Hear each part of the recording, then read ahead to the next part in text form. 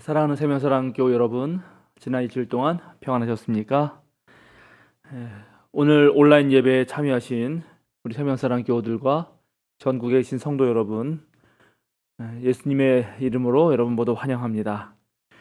오늘은 창조절 둘째 주일입니다.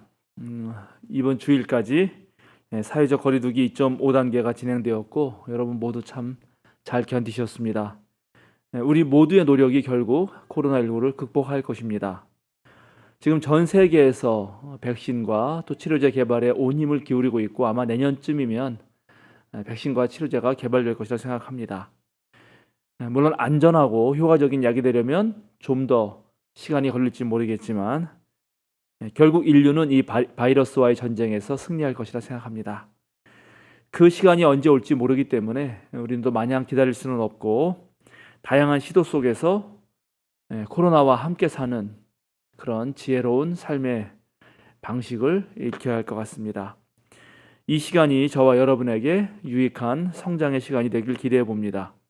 비가 온 다음에 땅이 더 단단해지듯이 이 코로나19의 위기 속에서 우리 모두가 더 단단한 신앙이 되면 좋겠습니다. 이제 성부, 성자, 성령의 임재를 알리는 세 번의 징울림과 함께 성삼위 하나님의 은총이 우리들 가운데 함께 하시기를 기원하면서 함께 예배하겠습니다.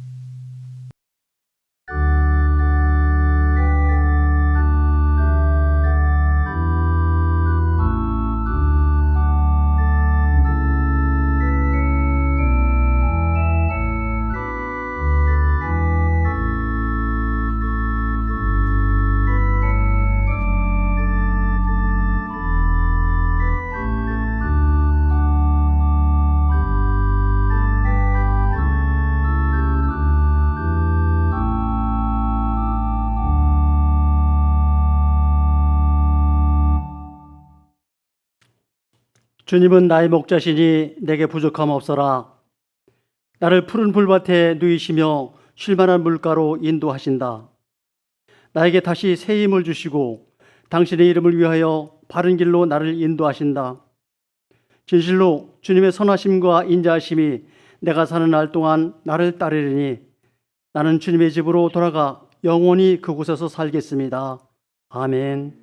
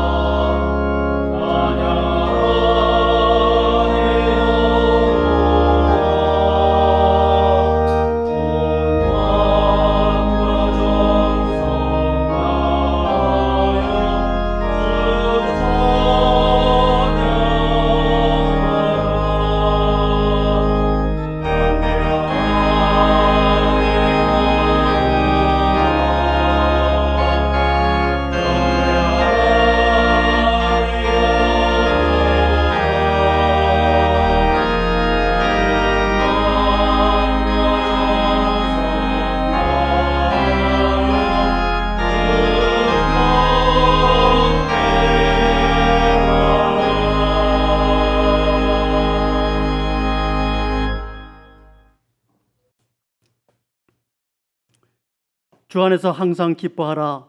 내가 다시 말하노니 기뻐하라. 너희 관용을 모든 사람에게 알게 하라. 주께서 가까우시지라. 아무것도 염려하지 말고 다만 모든 일에 기도와 간구로 너희 구할 것을 감사함으로 하나님께 아뢰라. 그리하면 모든 지각에 뛰어난 하나님의 평강이 그리스도 예수 안에서 너희 마음과 생각을 지키시리라. 끝으로 형제들아, 무엇이든지 참되며 무엇이든지 경건하며 무엇이든지 옳으며 무엇에든지 존경하며 무엇에든지 사랑받을 만하며 무엇에든지 칭찬받을 만하며 무슨 덕이 있든지 무슨 기림이 있든지 이것들을 생각하라. 너희는 내게 배우고 받고 듣고 본 바를 행하라.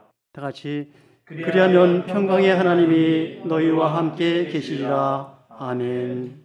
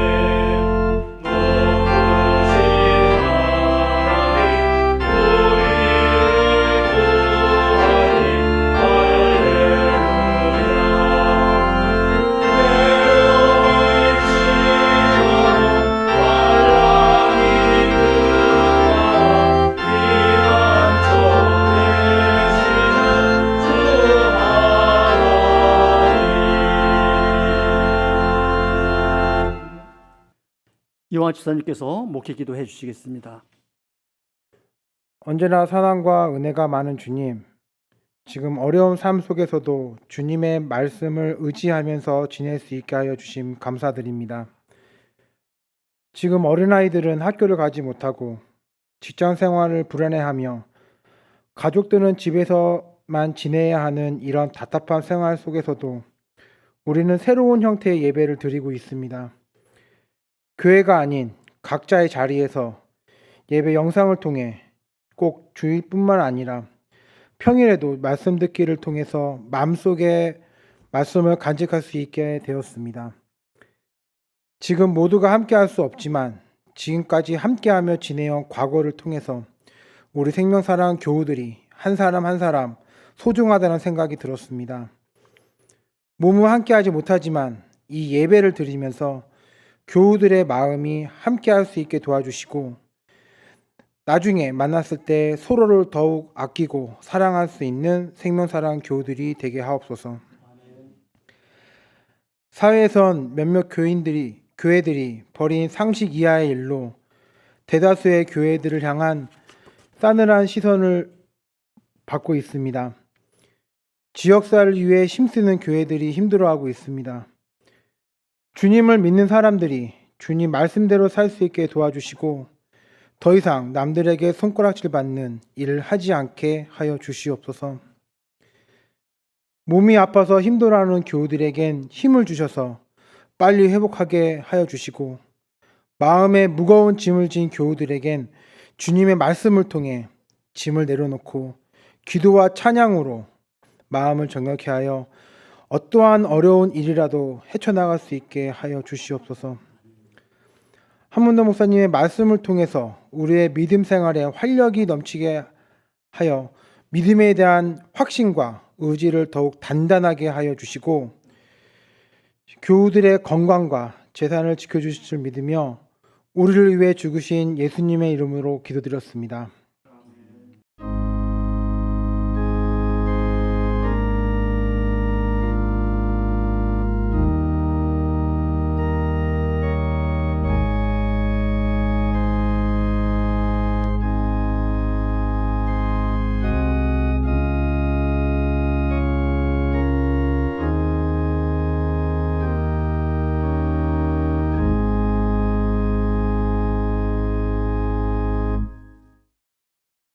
오늘 우리에게 주시는 성경 말씀은 신명기 24장 10절에서 15절 말씀과 시편 73편 1절에서 3절, 누가복음서 3장 7절에서 14절 말씀입니다. 먼저 신명기의 말씀을 저와 함께 한 절씩 교독하시겠습니다. 당신들은 이웃에게 무엇을 구워줄 때에 담보물을 잡으려고 그의 집에 들어가지 마십시오.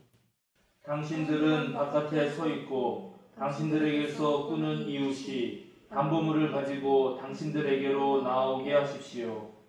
그 사람이 가난한 사람이면 당신들은 그의 담보물을 당신들이 집에 잡아둔 채 잠자리에 들면 안 됩니다. 해가 질 무렵에는 그 담보물을 반드시 그에게 되돌려 주어야 합니다. 그래야만 그가 담보로 잡혔던 그 겉옷을 덮고 잠자리에 들 것이며 당신들에게 복을 빌어줄 것입니다. 이렇게 하는 것이 주 당신들의 하나님이 보시기에 옳은 일입니다. 같은 결의 가운데서나 당신들 땅 성문 안에 사는 애국 사람 가운데서 가난하여 품팔이하는 사람을 억울하게 해서는 안 됩니다. 그날 품삯은 그날로 주되 해가 지기 전에 주어야 합니다. 그는 가난한 사람이기 때문에 그날 품삯을 그날 받아야 살아갈 수 있습니다. 그가 그날 품삯을 못 받아 당신들을 원망하면서 주님께 호소하면 당신들에게 죄가 돌아갈 것입니다. 아멘. 다음은 시편 73편 1절에서 3절 말씀을 다 함께 한 목소리로 봉독하시겠습니다. 하나님은 마음이 정직한 사람과 마음이 정결한 사람에게 선을 베푸시는 분이건만 나는 그 확신을 잃고 넘어질 뻔했구나. 그 믿음을 버리고 미끄러질 뻔했구나. 그것은 내가 거만한 자를 시샘하고 악인들이 누리는 평안을 부러워했기 때문이다. 마지막으로 누가복음서 3장 7절에서 14절의 말씀을 한 절씩 교독하시겠습니다. 요한은 자기에게 세례를 받으러 나오는 무리에게 말하였다. 독사의 자식들아, 누가 너희에게 닥쳐올 진노를 피하라고 일러주오더냐? 회개에 알맞는 열매를 맺어라. 너희는 속으로 아브라함은 우리의 조상이다 하고 말하지 말아라. 내가 너희에게 말한다. 하나님께서는 이 돌들로도 아브라함의 자손을 만드실 수 있다. 도끼를 이미 나무 뿌리에 갖다 놓으셨다. 그러므로 좋은 열매를 맺지 않는 나무는 다 찍어서 불 속에 던지신다. 무리가 요한에게 물었다. 그러면 우리는 무엇을 해야 합니까? 요한이 그들에게 대답하였다. 속옷을 2벌 가진 사람은 없는 사람에게 나누어 주고 먹을 것을 가진 사람도 그렇게 하여라. 세리들도 세례를 받으러 와서 그에게 물었다. 선생님, 우리는 무엇을 해야 하겠습니까? 요한은 그들에게 대답하였다. 너희에게 정해준 것보다 더 받지 말아라. 또 군인들도 그에게 물었다. 그러면 우리들은 무엇을 해야 하겠습니까? 요한이 그들에게 대답하였다. 아무에게도 독박하여 억지로 빼앗거나 거짓 고소를 하여 빼앗거나 속여서 빼앗지 말고 너희의 봉급으로 만족하게 여기라. 아멘. 442장 찬송 함께 하시겠습니다.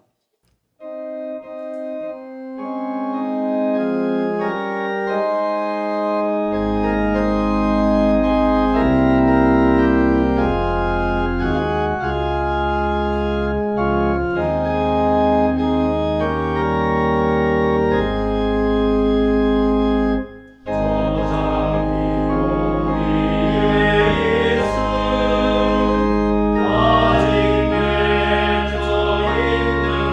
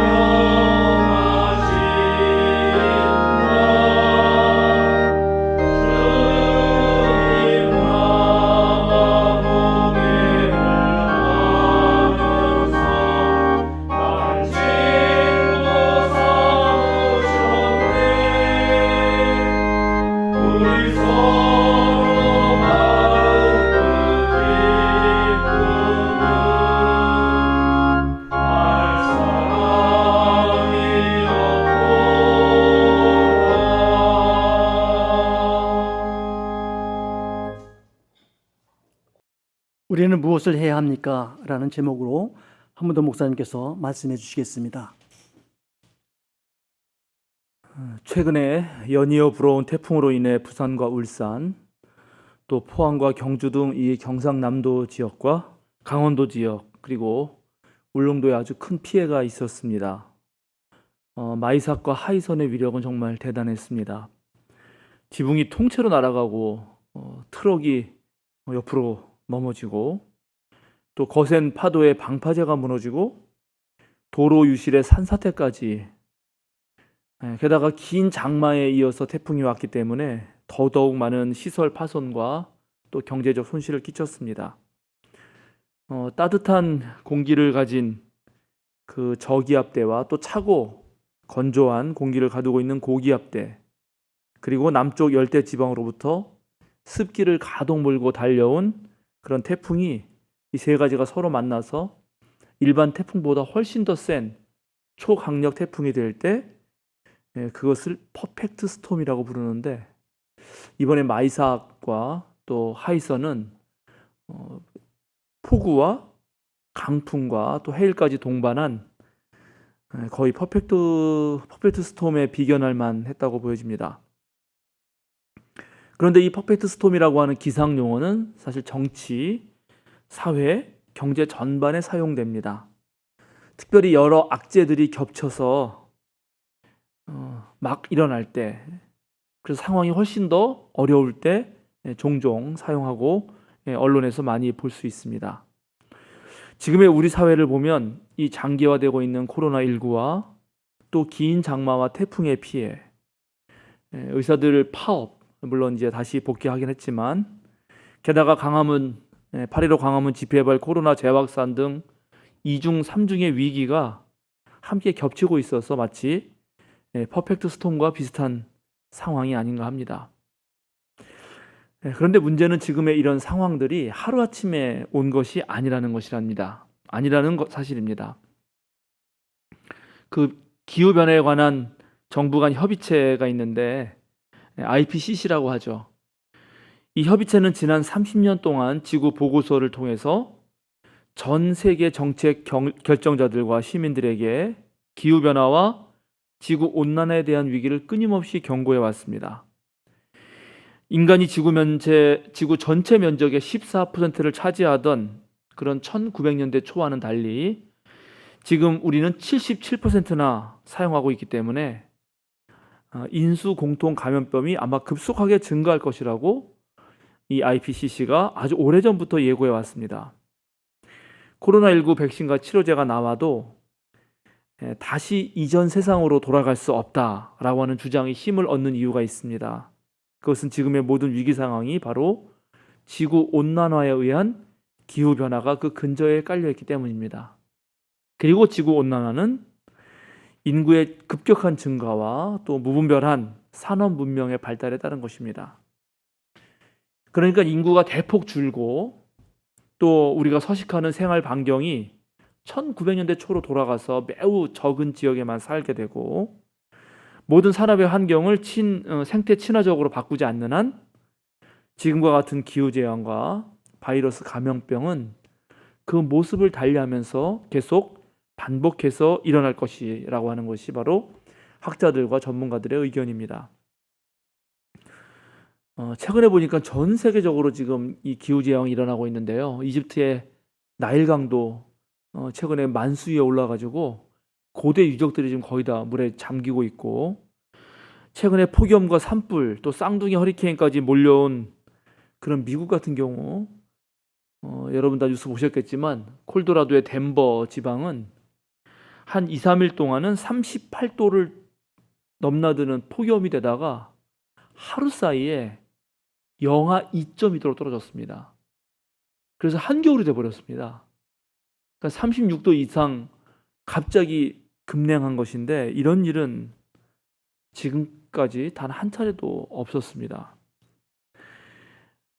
이런 기후재앙들이 계속되면 이것은 세계의 경제적 불황을 불러올 것이고, 그것은 또 가난한 국가들과 사회적 약자들에게 가장 먼저 큰 타격을 줄 것입니다. 유럽이 한참 코로나19가 계속됐다가 이제 저쪽 남미 쪽으로 갔다가 지금은 인도가 가장 급격하게 증가하고 있는데 엊그제는 10만 명이 넘었죠. 하루 확진자가. 인도 가장 가난한 나라 중에 하나입니다. 무척 어려운 곳이죠. 지금 우리나라 같이 방역 모범 국가인 나라도 계속 추경을 할 수밖에 없고 그렇게 추경해서 재난지원금 또는 생활지원금을 주어야만 지금의 경제를 어느 정도 유지할 수 있습니다. 사회적 거리두기를 2.5단계로 올리자마자 취약한 소상공인들의 삶은 하루아침에 곤두박질쳤습니다. 원래 매출의 90%가 감소했다는 것입니다. 지난 2주간. 특별히 코로나19의 장기화는 젊은이들의 심리에 매우 큰 영향을 미치고 있습니다.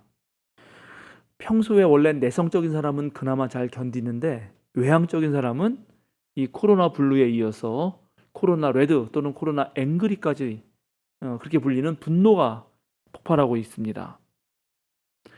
학교에 가지 못하는 학생들, 그 학생들 중에는 이 온라인 교육에 교육 불평등이 엄청 심화되고 있고 또 하루 종일 아이를 보아야 하는 가정주부들 그리고 계속되는 업무에 시달리는 의료진들은 정말 갈수록 지쳐가고 있는 형편입니다. 이런 상황들을 하나씩 지켜보고 있노라면 저도 정말 앞이 막막합니다. 도대체 우리는 무엇을 해야 할까요? 정말 일어나고 있는 이 재앙 속에서 우리가 할 수 있는 일은 무엇이고 그 많은 일들 중에 가장 시급한 일은 무엇일까요? 그런데 2000년 전에 우리보다 훨씬 더 먼저 이런 물음을 물었던 사람들이 있습니다. 로마 제국 치하에서 절망적인 삶을 살아가던 유대 백성들입니다. 이들에게 한 명의 예언자가 나타납니다. 그는 골짜기를 메우고 산과 언덕은 평평하게 해서 주님의 길을 예비하는 사람입니다.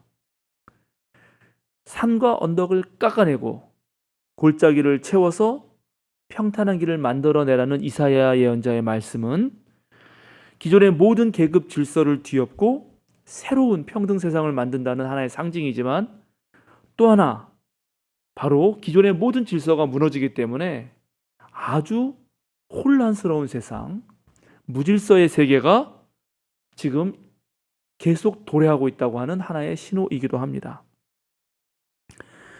세례 요한은 유대 백성들에게 닥쳐올 진노에 대해서 선포합니다. 야훼 하나님께서 우리를 언제 구원하러 오시나 이것을 기다렸던 이스라엘 백성들에게 세례 요한은 느닷없이 그 야훼의 날이 심판의 날이 될 것이라고 말합니다. 구약의 예언자들의 그런 정신을 이어서 원래 야훼의 날은 다른 모든 민족을 물리치고 이스라엘 백성들에게 구원의 날 될 것이라고 기대했지만은 사실은 그 야훼의 날이 구원의 날이 아니라 오히려 너희들에게도 심판의 날이 될 것이다 했던 그 예언자의 외침이 지금 오늘 세례 요한의 목소리를 통해서 다시 반복됩니다. 요한은 자신에게 세례를 받으러 나오는 사람들에게 독사의 자식들아 라고 아주 욕을 하면서 맹공격을 퍼붓습니다. 너희가 아브라함의 후손들이라고 해서 다 구원받을 줄 아느냐? 하나님은 돌들 가지고도 아브라함의 후손을 만들 수 있다. 하나님의 심판의 도끼가 이미 나무 뿔에 놓였으니 이제 좋은 열매를 맺지 못하는 나무는 전부 다 찍어서 불 속에 던져질 것이다. 이 광야에서 나온 예언자의 추상 같은 표효가 이스라엘 백성들의 양심을 일깨웠습니다.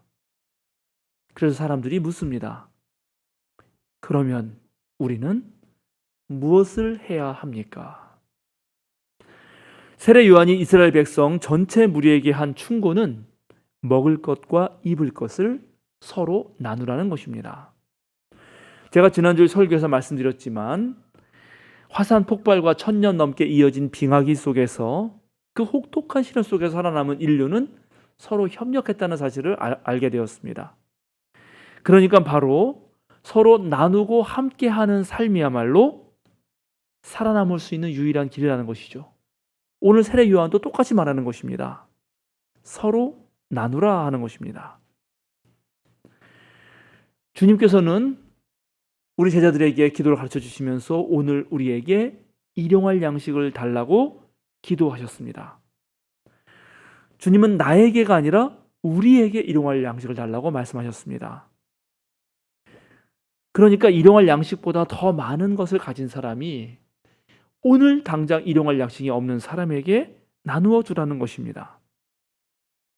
그런데 사람은 위기에 처할수록 자신의 생존만을 추구하기 쉽습니다. 다 각자 도생하려고 하는 거죠. 그러나 오히려 함께 나눌 때만이 모두가 살 수 있습니다. 지금의 인류가 이 위기를 맞아서 깨달아야 하는 것은 바로 이것입니다.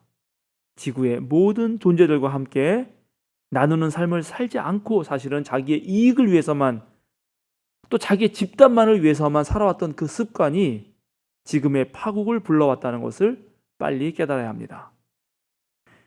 그러니까 이제 남을 살리려고 할 때 나도 산다는 것을 알아야 하는 것입니다. 코로나19 상황에서도 새롭게 부상하는 직업들이 있고 훨씬 잘 되는 사업들이 있습니다. 그 사람들에겐 지금의 위기가 오히려 기회입니다. 이 기회를 먼저 잡은 사람들은 훨씬 많은 이익을 얻고 있죠. 바로 그 이익을 가지고 어려움을 겪고 생계가 막막한 이들을 위해 내어놓을 줄 알아야 합니다. 최근에 어떤 구청에 웬 중년의 여인이 찾아와서 그 행정복지 담당하는 사람에게 봉투를 주고 왔다고 하죠. 열어보니까 거기에 100만 원, 10만 원짜리 수표 100장이 들어있었다고 합니다. 그리고 어려운 사람을 위해서 쓰라고 했다고 하죠. 하나님 말씀을 잘 따르는 것입니다. 정말로 인류가 서로를 생각하는 마음으로 자기가 가지고 있는 걸 나눌 줄만 알아도 인류가 겪는 굶주림은 해결할 수 있습니다. 자신의 헛된 욕망을 좀 절제하고 소박한 삶에 자족하고 즐길 줄만 알아도 이 세상은 지금보다 훨씬 더 살기 좋은 세상이 될 것입니다. 우리 교회 어린이 교우인 장하린 교우가 좋아하는 EPL이라고 있는데 여러분들 아시죠? 잉글랜드 프리미어 리그입니다. 거기에 리버풀에서 활약하는 선수 중에 세네갈 출신의 사디오 마네라는 선수가 있습니다.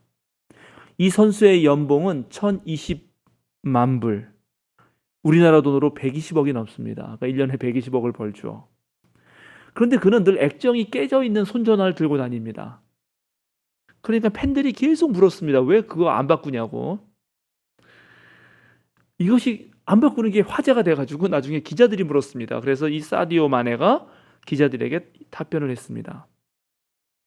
내가 왜 10대나 되는 페라리, 20개의 다이아몬드 시계, 2대의 전용기를 가져야 하나요? 아마 이게 그 세계적인 축구 선수들이 보통 가지고 있는 건가 봐요. 그러니까 이렇게 말했겠죠. 그게 세상에 무슨 도움이 되나요? 과거에 나는 배고팠고 농장에서 일했고 맨발로 뛰어놀았고 학교에 다니지도 못했습니다. 하지만 지금 나는 가난한 사람들을 도울 수 있습니다. 나는 학교를 짓고 가난한 사람들에게 음식과 옷을 나누어 주는 것을 훨씬 더 좋아합니다. 그동안 여러 학교를 지었고 경기장도 하나 지었습니다. 우리는 극도의 가난 상태에 있는 사람들에게 옷과 신발 그리고 음식을 제공할 수 있습니다. 거기에 더해서 매달 70유로, 10만 원 정도인데요. 10만 원씩을 매우 가난한 세네갈 사람들 그리고 지역의 모든 사람들에게 생활비 지원 차원에서 주고 있습니다. 나는 값비싼 고급차들과 고급 저택과 여행 그리고 심지어 비행기까지 그렇게 떠버리고 자랑할 필요가 없습니다. 나는 그저 내 나라 사람들이 그리고 삶이 내게 준 것들 가운데서 조금이라도 받아 누릴 수 있는 것이 훨씬 더 좋습니다. 상당히 훌륭하죠. 세례 요한은 자신들은 무엇을 하면 좋겠냐고 묻는 세리와 군인들에게도 답변을 했습니다. 정해준 것 외에는 더 받지 말아라. 세리에게 한 말입니다. 아무에게도 협박하여 억지로 빼앗거나 거짓 고소를 하여 빼앗거나 속여서 빼앗지 말고 너희의 봉급으로 만족하여라. 이 말을 통해서 군인들이 얼마나 속였고 얼마나 협박했는지를 알 수가 있는데 지금 요한은 모든 백성에게 말할 때는 서로 나누라고 말하고 특별한 직업을 가진 사람들에게는 공정함을 지키고 법을 준수하라고 말하고 있습니다. 이 사람들은 지금 이미 높은 자리에 올랐습니다. 그리고 많은 것을 가지고 있습니다. 그래서 이 사람들은 같은 경쟁에 나가도 훨씬 더 유리합니다.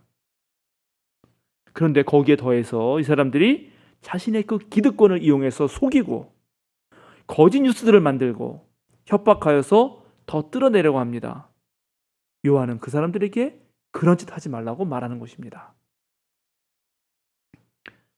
지금 세례 요한은 당시 사람들의 삶의 양식을 문제 삼고 있습니다. 지금 우리에게 닥친 이 기후 재앙들도 또 이 코로나19의 위기도 해결하는 길은 결국 우리가 우리의 삶을 어떻게 꾸려가느냐에 달려 있습니다. 어쩔 수 없이 당하는 천재지변도 있지만 사실 우리에게 고통을 주고 상처를 주고 우리가 살다가 모욕을 느끼게 하고 삶을 힘들게 하는 것 대부분은 우리들의 삶의 방식과 관련되어 있습니다. 코로나19도 사실 마찬가지입니다. 우리가 지난 거의 8개월 시간에 겪어봤지 않습니까? 답은 뻔합니다. 마스크 쓰고 불필요한 모임은 좀 자제하고 손을 잘 씻어서 현재 우리가 가지고 있는 이 훌륭한 의료 시스템 내에서 관리하면 됩니다. 계속 발생하는 바이러스와 박테리아에 의한 전염병을 줄이기 위해서는 우리들의 욕망을 조금만 줄여서 더 이상 다른 생명체들의 서식지를 뺏지 않으면 됩니다. 세례 요한이 군인에게 충고했던 것처럼 우리가 더 이상 자연을 겁박하고 협박하고 억지로 빼앗지만 않는다면 그저 우리에게 주어진 세계 안에서 만족하는 법을 배우고 이제 자연과 더불어 살아가는 법을 배운다면 해결할 수 있는 문제입니다. 세례 요한은 야훼 하나님이 오시는 날이 심판의 날이 아니라 구원의 날이 되기 위해서 우리 모두가 먼저 사회적 약자를 우선적으로 고려해야 한다고 말하고 있습니다. 경제적인 빈곤층을 줄이고 고단하고 힘든 삶을 이어가는 소외 계층들의 복지를 향상시켜야 한다고 말하고 있습니다. 그런데 정말 이 사회 불평등을 줄이고 함께 잘 살게 하는 일, 이 일은 충분히 소유하고 누리는 이들의 절제와 기부, 나눔 없이는 불가능합니다. 이것은 일종의 정신혁명을 요청합니다. 왜냐하면 이게 마음에서 우러나와야 하기 때문입니다. 똑같이 돈을 잘 버는 사람들 중에 어떤 사람은 자기 통장에 쌓여가는 돈의 액수가 늘어날 때 행복을 느낍니다. 어떤 이들은 고가의 물품을 살 때마다 살맛이 나죠. 어떤 사람들은 그것을 가지고 잘난 차를 하고 뻐길 때 진짜 아주 기분 좋아하고 자신의 존재감을 느낍니다. 그러나 어떤 사람들은 그것을 모두와 함께 나눌 때 행복을 느낍니다. 사디오 마네처럼 말이죠. 어떤 인간이 참된 인간이며 어떤 삶이 참으로 고귀한가? 지금 우리가 겪는 이 위기의 극복에는 바로 참된 가치가 무엇인지에 대한 그런 질적인 깨달음이 절실하게 요청되는 것입니다. 우리가 늘 즐겨서 읽는 구약 성경에는 과부와 고아, 나그네를 돌아보라는 말씀이 수두룩하게 나옵니다. 과부와 고아, 나그네는 어디에도 기댈 수 없는 비빌 언덕이 없는 사회적 약자의 대명사입니다. 이들에게 어떻게 대하느냐에 따라서 그 사회의 질적 수준이 판명납니다. 성경은 어디에도 의지할 것 없는 사람을 위해서 하나님이 율법을 만드셨다고 말하고 이제 재판관들, 임금들이 하나님을 대신해서 그 율법을, 그 재판을 공정하게 하라고 그렇게 말하고 있습니다. 그래서 과부와 고아와 나그네들이 하나님의 그 법을 믿고 재판관들에게 임금의 옆에 나가서 담대하게 얘기할 수 있었던 것입니다. 오늘날도 마찬가지입니다. 학연과 지연, 혈연에 의지할 수 없는 사람들, 예를 들어서 북한 이탈 주민들 또는 난민들, 이 사람들은 한국 사회에서 어디에 가도 기댈 데가 없습니다. 악덕 기업주에게 당하는 비정규직 노동자들, 하루 벌어서 하루 먹고 사는 사람들, 아주 오랜 세월 다수에게 혐오의 시선을 당하면서 때로 린치를 당했던 성소수자들, 소상공인들과 영세 자영업자들은 지금 누구에게 기대어 살아갈 수 있을까요? 원래 법은 이들을 보호하기 위해서 만들었습니다. 그래서 법은 이들에게 가장 공평하고 올바르게 적용되어야 합니다. 그런데 과연 오늘날 어떤가요? 과연 법이 정말 가난하고 약한 이들을 위해서 사용되나요? 법을 이용해서 더 나쁜 짓을 하는 사람들, 자신에게 유리한 법을 만드는 사람들이 곳곳에 있습니다. 그래서 이제 법을 잘 만들고 준수하는 것만큼 더 중요한 것은 사람의 마음에 이미 존재하고 있었던 그 참된 인간성을 길러주는 것입니다. 오늘 우리가 함께 살핀 구약 성경은 빚진 사람에게 담보물을 가지러 갈 때 그 집안까지 들어가지 말라고 말하고 있습니다. 그죠? 보통 그때 당시 이제 겉옷 하나밖에 없는, 때때로 이불로 쓰고 이사 갈 때는 담요 같은 걸로 이렇게 해서 이삿짐을 나르는 그런 들것으로 사용했던 그 겉옷을 담보물로 잡았는데, 그 담보물을 맡기면 저녁에는 다시 되돌려 주라고 말합니다. 그리고 담보물 잡을 때도 절대 집 안으로 들어가지 말고 그 빚진 사람이 스스로 들고 나와서 담보물을 내어주라고 합니다. 최소한의 인권을 지키라는 것입니다. 그런데 오늘날 빚쟁이들이 몰려와서 마구 험한 말을 해대고 집안을 쑥대밭으로 만드는 일들이 정말 비일비재합니다. 오늘날 그런 모습들을 보면은 도대체 현대인들이 과연 옛날 사람들보다 훨씬 더 진보한 문명인인가를 묻지 않을 수 없습니다. 낯선 땅에 와서 품팔이 하는 외국 사람들에게 억울한 일이 생기지 않도록 그렇게 하라고 오늘 말씀을 하고 있죠. 품삯을 꼭 줘야 되는데 저녁을 넘기지 말라고 오늘 말하고 있습니다. 정말 인간으로서의 품위를 유지할 수 있도록 최소한의 생계를 보장하고 인간다운 삶을 살 수 있도록 보호하라고 그렇게 오늘 성경은 말합니다. 우리는 이 말씀들이 지닌 그 깊은 뜻을 이해하고 마음에 새기고 또 실천해야 합니다. 그런데 오늘날 너무나 많은 사람들이 사람을 사람으로 대우하지 않고 물건 취급하면서 함부로 합니다. 왜 그렇게 되었을까요? 오늘 시편의 말씀은 우리의 이 참된 인간성이 타락하는 한 사례를 보여주고 있습니다. 하나님은 마음이 정직한 사람과 마음이 정결한 사람에게 선을 베푸시는 분이건만 나는 그 확신을 잃고 넘어질 뻔했구나. 그 믿음을 버리고 미끄러질 뻔했구나. 그것은 내가 거만한 자를 시샘하고 악인들이 누리는 평안을 부러워했기 때문이다. 오늘의 시를 쓴 이 시인은 하나님이 어떤 분인지를 너무나 잘 알고 있습니다. 그 하나님 앞에서 자신은 정직해야 하고 정결한 마음을 지녀야 함도 알고 있습니다. 그러던 그가 하나님에 대한 확신과 신앙인이 지녀야 할 가치관에 대한 그 믿음을 저버리고 미끄러질 뻔했다고 그렇게 고백합니다. 그리고 두 가지를 말하는데, 첫째는 거만한 일을 시샘한 것, 둘째는 악인들이 누리는 평안을 부러워했다는 것입니다.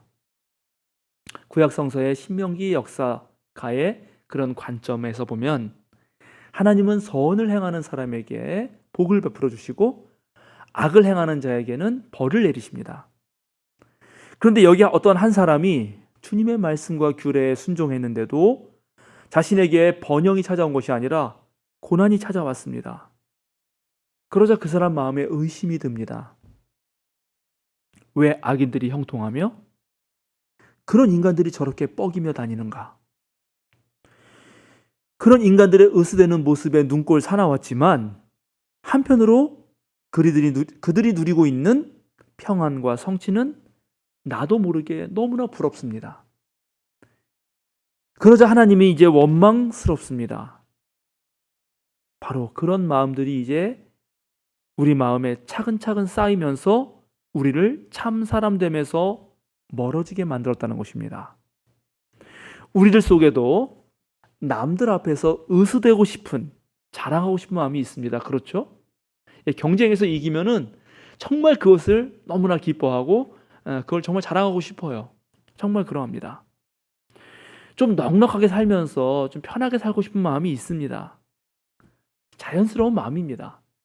그런데 이런 자연스러운 마음이 과도하게 되면 이제 바로 그것을 위해서 남을 지배하려 들고 내 평안을 위해서 남의 것을 빼앗는 데까지 나아가게 됩니다.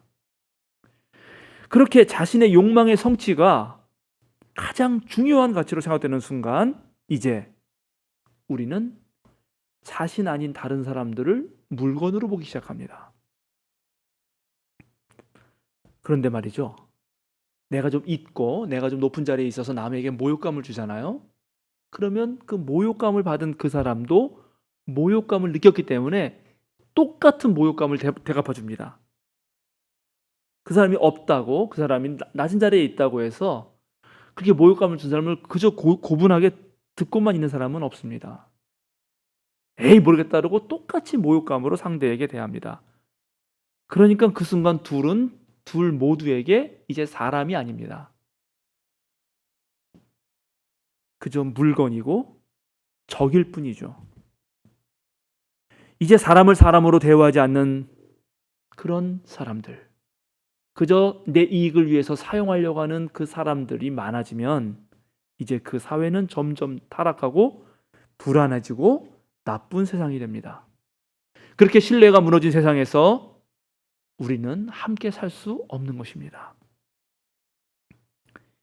그리스도인은 세상의 타락을 막고 예수 그리스도를 통해서 보여주신 그 하나님의 사랑으로 이 세상을 구원하려는 사람들입니다.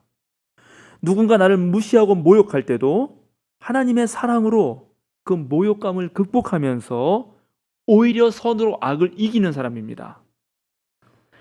상대가 정말 참된 사람으로 거듭나도록 그 사람 안에 원래 있던 그 선한 마음을 불러일으키려고 하는 사람들입니다. 제가 교회 이전 때문에 우리 교회가 거래하고 있는 이 수락산 국민은행에 가서 대출을 알아보려고 했습니다. 그랬더니 그 상담하는 직원이 우리 국민은행은 500명 이하의 성도를 가진 교회는 심사 대상에 올리지도 않는다고 답변을 들었습니다. 당연하죠. 자본주의 세상에서는 돈이 기준이기 때문에 은행도 손해보지 않기 위해서 우선적으로 양을 측정하는 것입니다. 작지만 건강한 교회, 그게 우리 교회 표어인데 그 표현은 때때로 이 세상의 기준에서 볼 때 너무나 무력하고 무능력해 보입니다. 자, 그럴 때라도 주눅들지 않고 당당할 수 있는 거, 그게 우리의 믿음이고 그게 우리들의 비전이고 새로운 세상을 바라보는 우리들의 안목입니다. 사람을 볼 때 돈으로만 보지 않고 그 사람을 학벌이나 능력이나 학연이나 지연으로 그것에 따라서 평가하지 않고 우선적으로 그 사람 자체로 존중하고 배려할 줄 아는 사람들, 바로 그런 사람들이 우리 그리스도인이었습니다. 우리 모두가, 세상 사람 모두가 원래 하나님의 형상으로 지음받았음을 알기 때문입니다. 그래서 코로나19로 답답하고 정말 많은 사람들이 우울증과 스트레스로 정말 막 호소하고 탄식하는 이때, 그럴 때 우리는 무엇을 해야 합니까? 라고 스스로 물어본다면 우리는 그리스도인으로서의 사람의 본분을 잊지 않는다 라고 대답할 수 있어야 합니다. 우리는 모든 사람이 존중받는 세상을 위해서 애쓴다.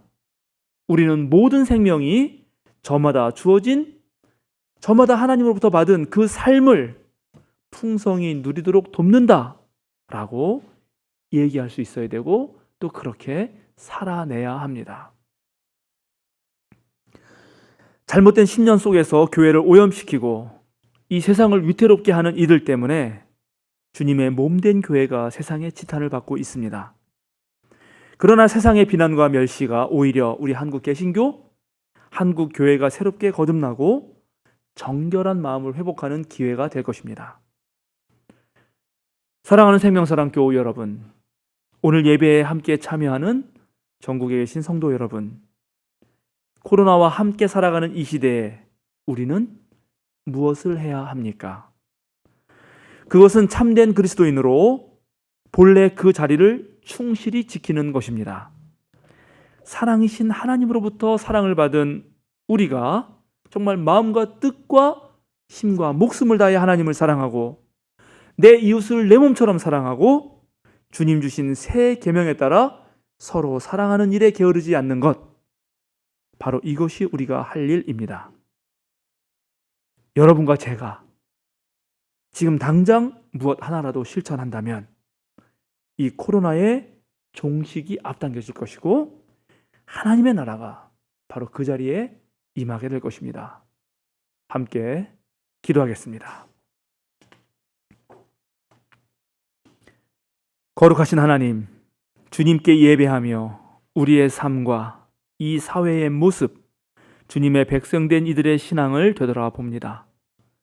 신앙의 본질을 가리고 모든 고통을 가져온 욕망과 무지에서 우리를 구원해 주소서. 절망 가운데서도 포기하지 않으며 핍박 속에서도 자유를 지키며 저항하는 참된 복음의 힘으로 우리 삶을 변화시켜 주소서. 지금 이 순간 우리가 할 수 있는 일을 하게 하시고 특별히 약한 이들이 억울한 일을 당하지 않도록 하는데 헌신하게 하여 주소서. 말씀 속에서 주님을 만나 내면의 힘을 기르며 주님 앞에 기도하면서 그리스도인의 정체성을 가다듬고 주님의 거룩한 백성의 일원임을 다시금 일깨우게 하여 주소서. 언제나 주님의 사역에 동참할 것을 다짐하며 우리 주님 예수 그리스도의 이름으로 기도드립니다. 아멘.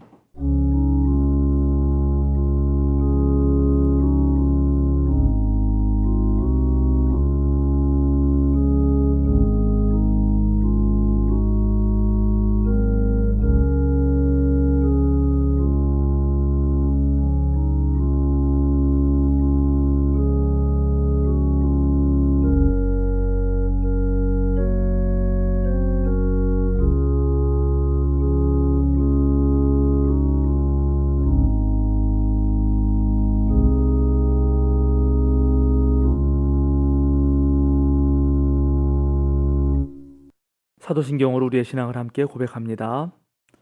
나는 전능하신 아버지 하나님, 천지의 창조주를 믿습니다. 나는 그의 유일하신 아들 우리 주 예수 그리스도를 믿습니다. 그는 성령으로 잉태되어 동정녀 마리아에게서 나시고 본디오 빌라도에게 고난을 받아 십자가에 못 박혀 죽으시고 장사된 지 사흘 만에 죽은 자 가운데서 다시 살아나셨으며 하늘에 오르시어 전능하신 아버지 하나님 우편에 앉아 계시다가 거기로부터 살아있는 자와 죽은 자를 심판하러 오십니다. 나는 성령을 믿으며 거룩한 공교회와 성도의 교제와 죄를 용서받는 것과 몸의 부활과 영생을 믿습니다. 아멘. 함께 찬송 490장 주여 지난밤 내 꿈에 함께 하시겠습니다. 그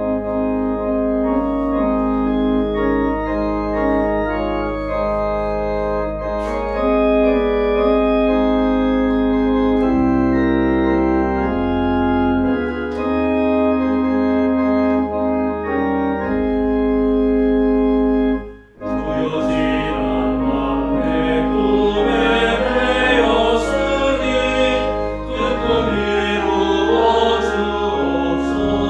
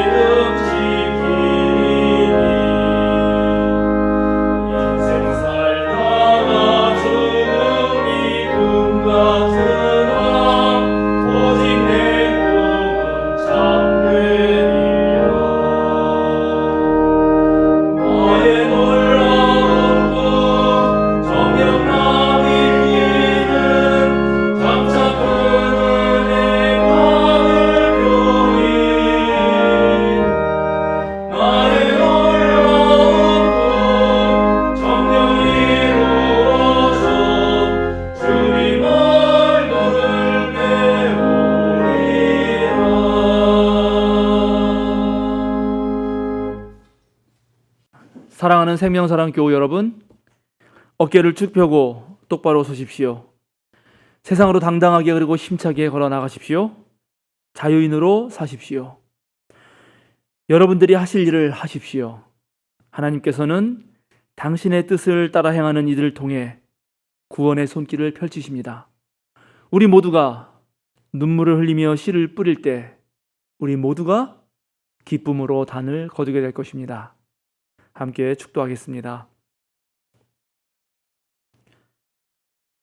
이제는 우리 주 예수 그리스도의 은혜와 창조주 하나님의 무한하신 사랑과 거룩한 영의 감동과 친교가 비상한 시대에도 오로지 하나님의 뜻과 나라를 구하며 이루려는 생명사랑 교우들과 지금 이 시간 함께 예배하는 모든 성도들 위해 지금부터 영원토록 함께 하시기를 간절히 축원하옵나이다. 아멘.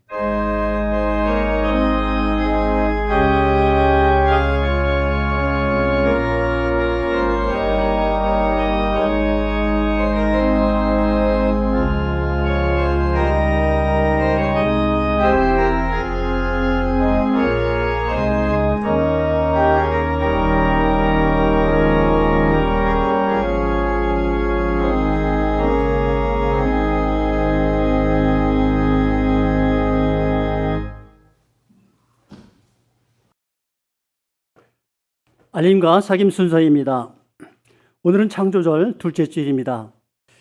코로나19 상황이 안정될 때까지 정부 지침에 따라서 온라인 예배만 진행합니다.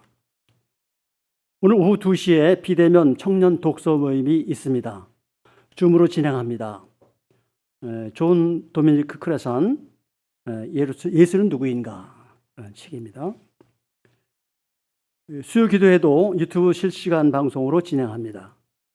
생명사랑 배움반을 비롯한 모든 소모임은 당분간 휴강합니다. 재개 시점은 추후에 안내하겠습니다. 자기 진로를 찾기 위해 노력하는 고3 아이들 위해서 기도해 주시기 바랍니다. 수시는 9월 23일부터 시작되고 수능시험일은 12월 3일입니다. 권수경, 김동섭, 나홍민, 오승혁, 오형석, 우준원, 이동원, 최준호, 홍예빈, 황아람 총 10명입니다. 남은 기간 최선을 다해서 시험 당일에 떨지 않고 두려움 없이 담대하게 시험을 잘 치르고 모두가 원하는 대학에 진학할 수 있도록 기도해 주시기 바랍니다. 육성한 던조타님은 오늘까지 휴가이십니다. 생명사랑교회 유튜브 채널과 전교인 카톡방에 공유하는 신앙교육 자료를 잘 활용해 주시기 바랍니다. 월요일은 의료 묵상, 화요일은 생명사랑 5분 말씀 묵상, 수요일은 수요 사경회와 수요 기도회, 목요일은 좋은 영상 자료들, 금요일은 성서를 보는 눈, 주일에는 예배 영상입니다. 예부에도 적극적으로 공유해서 또 홍보해 주셔서 온라인 선교에 함께 힘써 주시기 바랍니다. 3년 성경 통독 과정을 진행 중입니다. 매일 아침 전교인 카톡방에 공유해 드리는 말씀을 묵상해 주시고 질문의 답도 찾아보시면서 열심히 참여해 주시기 바랍니다. 혹시 바빠서 이 과정을 놓친 분이 있다면 오늘부터라도 지금까지는 건너뛰시고 새로 시작해 주시면 감사하겠습니다. 다시 도전해 주시기 바랍니다. 감사합니다.